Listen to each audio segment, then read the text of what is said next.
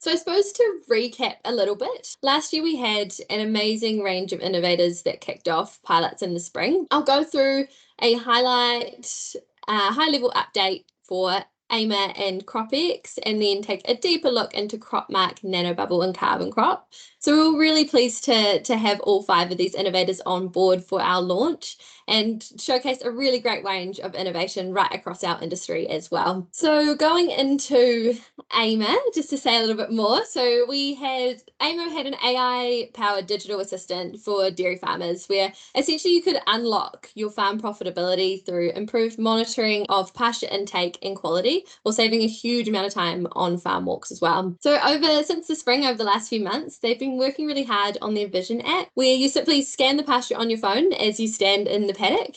And they have now launched it for the Manawatu, Canterbury, Southland, West Coast, in addition to the original Waikato region too. So super excited to hear how that's going. Also utilising drones to gather data as well in the pipelines, and feedback is being collected from beef farmers to see what AIMA and Vision might look like on their farms going forward. CropX, they had a really great DIY automated soil sensor and a web platform for a massive amount of insight into soil conditions, nitrogen movement, and irrigation recommendations as well. In the second half of this year, they have some exciting things coming up. So further results from their plant and food research project on the CropX nitrogen leaching detection and how this can be used to support farmers to monitor their leaching.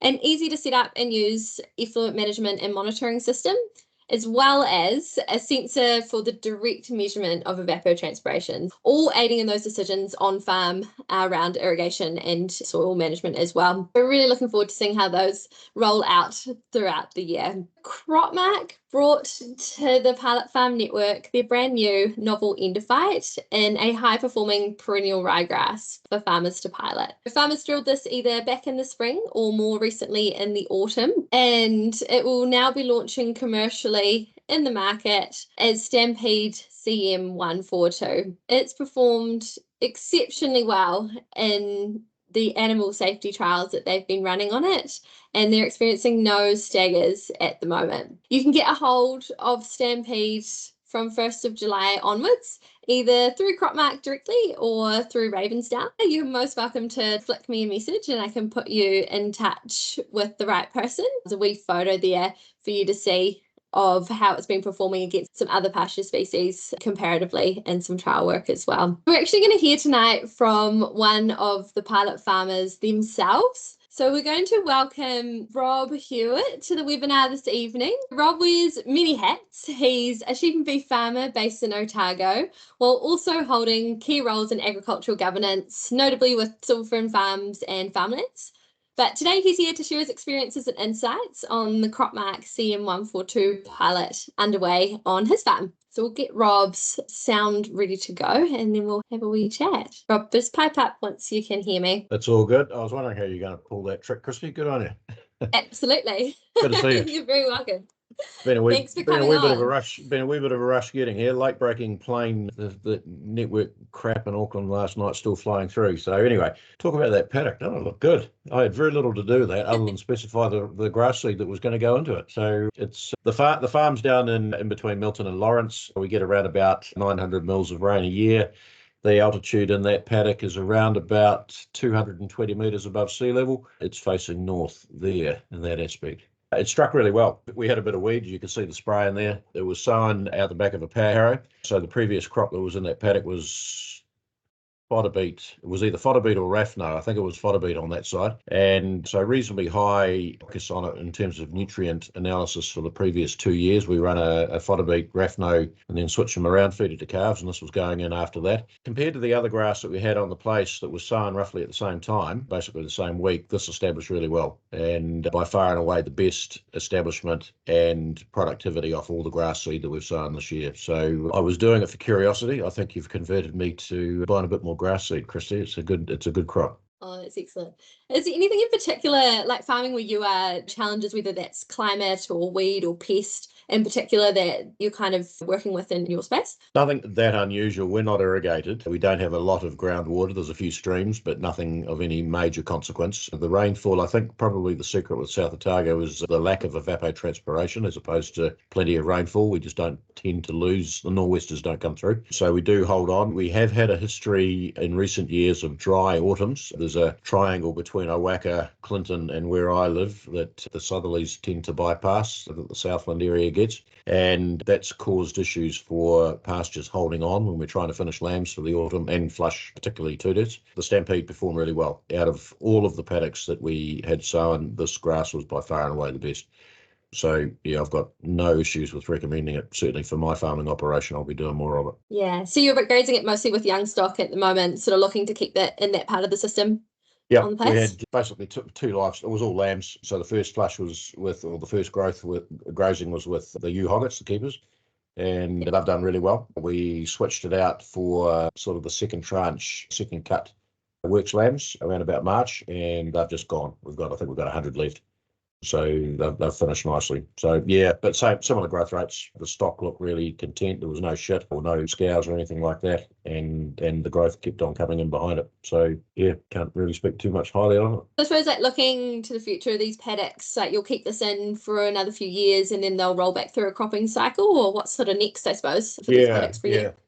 Look, it's a really good question because we're actually changing our winter cropping program. So we winter everything on. Cattle, calves are on fodder beet and Rathno, and we do that mainly as yearlings because it gets them away to good spring growth rates, and then they finish on a techno system with the aim of drafting everything by May. Usually we're successful at that. Certainly in the steers we are. In the cull heifers we get about, depending on the year, somewhere between half and 3/4 of them away. So there's a small residual tail on the heifers usually. But what we're doing with our winter cropping now is putting cows onto bale grazing, and partly that's about feeding the biologicals in the ground as well, just seeing if we can minimise the amount of black dirt come springtime. This paddock is likely to be in grass longer than our previous rotations because we will be putting less area into winter crop over time and taking more baleage. And hay, so this paddock will be baled at some stage. It's right beside the lane and easy access. So we'll see how that goes in future years. Haven't done anything on it yet. Yeah, perfect. Oh, awesome. Well, yeah, we're definitely keen to keep tabs on how it all goes. Other than that, is there any final comments on either the grass or the Part Farm Network in general from your experience so far? Look, I've found this quite a cool thing to be involved with. It suits me, and I'm naturally curious. So of course I'm going to say that. I'm actually doing one of the lysometers as well through CropX. I haven't used it particularly well, so I'm going to ring Bridget and say, what the hell do I do with this data now? But it's really about nutrient transfer for me. I also do a lot of carbon stuff on my own account, so I'm doing what the carbon project is doing myself personally, but same thing. So yeah, this is all right in the sweet spot. As farmers, we need to be looking at these sorts of opportunities for our own farming operations. We've got to be able to make more with the same or even less. And so we've got to make every post a winning one. So good on you. Yeah, awesome. Thank you so much, Rob. And thank you for coming on and sharing your insights. It's great to hear from someone directly that's got it on the ground. Awesome. Perfect. So moving on, I suppose, from CropMac, we had Nanobubble was another one of our innovators that launched with us in the spring. They have a unit that boosts oxygen saturation in irrigated water to improve fruit yield, particularly looking at orchards. Then it retrofits into your existing irrigation system as well. So it's actually being piloted by the team at Turley Farms on their Rocket Apple Orchard located in Temuka near Timaru. So they've got 20 hectares of orchard in where a portion of the irrigation is being switched across to connect with the nanobubble unit for the pilot. This is actually one of very few trials with younger trees, and they're really keen to see if there's any improvement in the growth and vigor of these trees as they kind of go through before they start fruiting. The trial is actually going to be going ahead for another year to validate the outcome, which is super exciting. So we're looking forward to seeing how that goes in their farm system on the soil type that is down there as well. For the future for Nanobubble, they're now actually getting their technology into dairy farms with pivot irrigation systems in. The initial data seems to be coming through really well from both pasture production and water usage perspective. You can see a couple of the stats there of what they found on one of their trial farms from a recent open day. The nanobubble team are also getting out about to some of the industry events, chatting with people around this technology. But if anyone does want to know more about it, feel free to get in touch with me and I can put you in contact directly with the right person. It's quite novel, quite interesting. So yeah, cool to see it starting to happen in a different part of the industry as well. The final innovator from the spring that I'll just share a little bit more about is the carbon crop team. So they had a platform where you can better monitor your carbon for easy carbon scenario planning and forecasting. It has a full life cycle support for restoring forests, storing carbon, and getting paid. Farmers that signed up to our pilot got access to the mapping and reporting tools to try out on their own farms. Some of the results that came out of that pilot was super exciting. We had 8 farmers who participated in the pilot. Of that, there was around 3,100 hectares of land analysed in the tool all up. And of that, there was around 1,200 hectares of forest. Amongst these farms, there was about 200 hectares that was actually eligible now for the ETS, and some other land that was either not eligible for the ETS or already registered as well, which was pretty cool. Some of the farmers, they all used the tool to better understand both what they had already and the potential for future carbon plantings as well. And they found it easy to use and got great insights for their own farms. For various reasons for them, it wasn't the right time to continue through with the full management option from end to end.